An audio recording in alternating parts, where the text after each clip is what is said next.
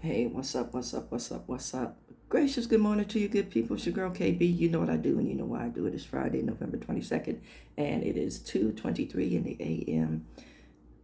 As I said, I want to get this down. It needs to be said. It's based on a conversation I had the other day, and yeah, it took me someplace. You know, yesterday you heard me say, it's kind of a recovery slogan: each one reach one, or each one teach one. And it is the same principle that applies to, I want to say, a faith walk. Now, there's a bunch of things that need to be mentioned in here, but I want to say one of the biggest, biggest misused words, misunderstood words uh, in a faith walk today is manifest. I'm manifesting. Oh, my vibrations are high. Shake, shimmy, rock and roll, man. Um, you're not manifesting anything. You're having positive thoughts about what you want. But it's as God grants it. Let me say that. Or as God wishes. You can pray about it. You can have faith, in that God will answer your prayer. But you physically, you under your own power, are totally dependent on God. That power comes from God. You know, we are rendering God impotent when we say we're manifesting something. No, I pray for it. I hope for it. I wish for it. It is my desire. I want. But I'm not making anything happen other than positive thoughts. Amen. So, if we could really kind of reel that word in. That being said, I want you to think about how we use the word manifesting and how, even though we kind of give ourselves this power, so to speak, we step back when it's time to step up and do something. That being said, let me get to the conversation that I had yesterday. It was about race and this election. Now, everybody who knows me knows I've been radical and militant since, I want to say, I was able to understand what race was. And let me just give you some information that I pulled from the internet about the ability to recognize race. Now, I was born and raised in the 60s. Yes, I am that old. And that was a time of racial turmoil. And, then we developed this sense of, hey, we live in a post-racial society, after all that upheaval. No, baby, racism just went behind closed doors. But racism was acted upon for hiring.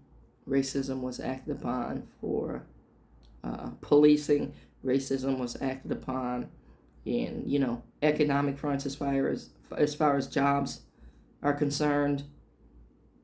Racism just put on a suit and got polite. Went past the childish, blatant name calling and violence and went indoors. We were housebroken. Then, we convinced other folks, manipulated other folks, that they were part of the fold for votes. And then, as the classic Western was concerned, some people speak with forked tongues. I'm gonna quote that line. Okay, so the person I was talking to continues to say they don't want to, think that way, or they don't want to give it the energy. They just, they have to stay content with them and theirs. I understand that. I understand, self-preservation. That's a human instinct. I get that. But that does not excuse us from being prepared. Okay, so the things that I pulled from the internet. In preschool, children begin to notice the difference in skin color and hair texture, and may start to show bias toward people. Say, I don't recognize this. This is not familiar to me. I'm going to stay at a safe distance. In kindergarten and first grade, children start to notice that talking about race is not cool. This is a taboo subject, but I'm going to say not cool. They may include and exclude peers based on race. They maybe play with toys like dolls and whatnot based on race. At age 9, children become aware of their racial group status in society. They may start to self-segregate by race in classrooms and cafeterias. Think about this. This is what your kids are doing without any direction. Let me say this. It's incumbent upon parents to kind of break this stuff up, because, our society kind of influences this on a whole. And if it's not corrected, that bias gets in and it becomes part of the DNA, basically. Age 10 and 11, children start to understand social guidelines about what is and isn't considered culturally sensitive and what constitutes discrimination. Now, my great-nephew, who is now 11 and is Black and Filipino, has started to recognize how race impacts him. And it's our job, the adults in his life, to kind of help, I want to say, teach and build on acceptance, cultural competency, or cultural humility, in order to really teach what fellowship and brotherhood is about. Amen. Now, here's my message. As I was thinking about this just kind of passive approach, I'm just going to wait and see what happens. We're called to be prepared. We are called to be prepared in season and out of season. But if I'm on a wait-see mode, then I got to scurry. I got to rush, and something might be half done. Amen. Now, if you think about, I want to say, let's use firefighters as an example. They have their boots in their pants. So when that emergency bell rings, they run, jump, pull up their suspenders, throw on their jackets as they're on the way onto, and helmets, and they're off. Excuse me. Now imagine having to get all that together at the last minute. Something's going to be forgotten or overlooked. I'm going to give you a hood axiom. If you stay ready, and I want to say this with as much emphasis as possible, you ain't got to get ready. So this passive approach, I'm just going to wait, see, is to me like a Thanksgiving where the turkey is watching the farmer sharpen the axe, getting the boiling water ready, and looking around like, what's going on? Something different's happening. Hey, and then you're served up.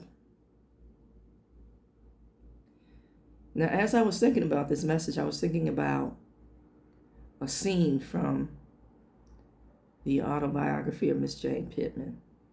Because in this conversation I had yesterday, the person said, we need a leader. Why do we need a leader? Why are you relying on somebody to represent your interest? Can we get a common theme? Hey, most of us need jobs that pay a living wage. Most of us need health care. Most of us need affordable housing. Most of us need food.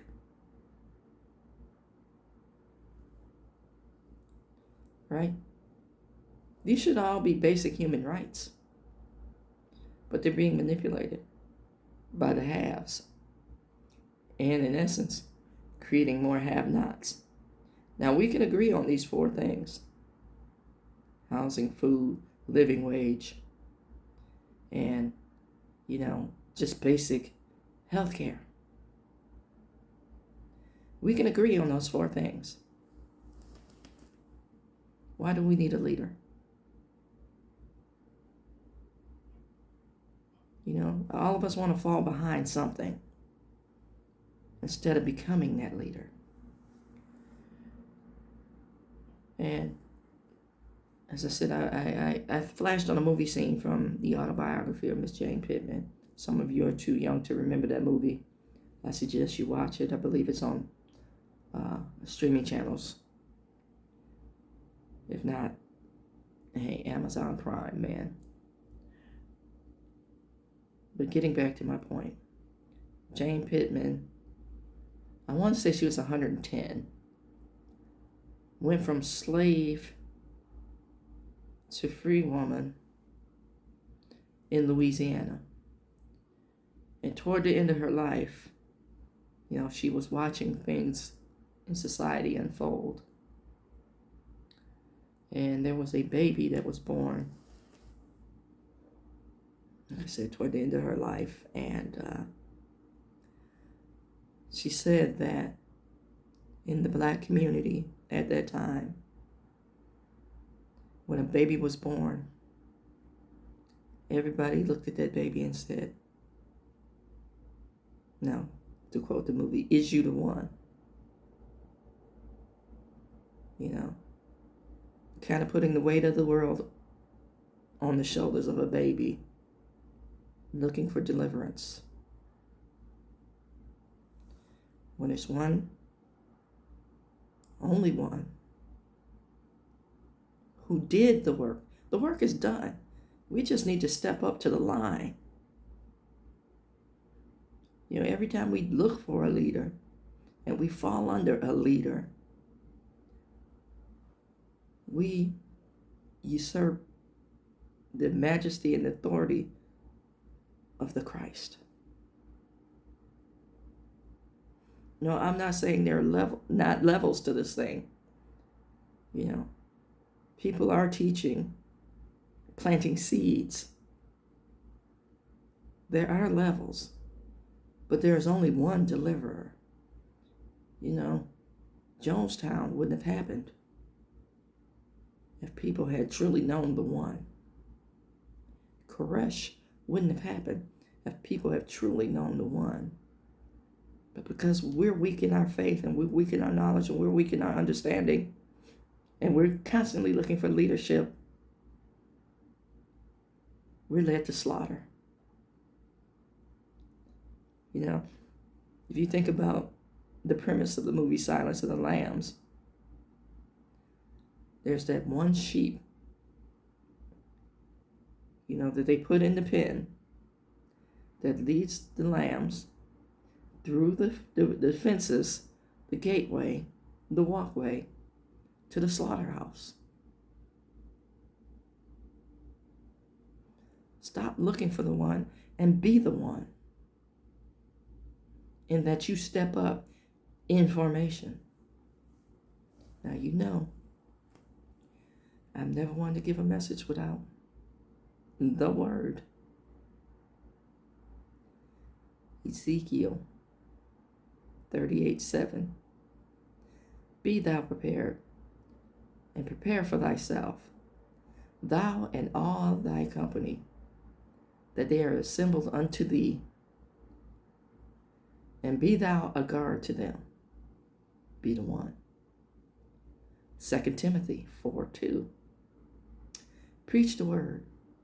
Be ready to do it, whether it is convenient or inconvenient. Correct, confront, and encourage with patience and instruction. Be the one. Proverbs 21:5. Good planning and hard work lead to prosperity, but hasty shortcuts lead to poverty. Be prepared. Proverbs 6:6. Encourage the reader to work hard with their mind on the future. And that's verses 6 through 11, but I'm just giving you the essence. Be prepared. Step up in formation. Amen. I want you to think about moving past looking for the one and being the one. Amen. Everybody has a voice and everybody makes this work. Step into formation.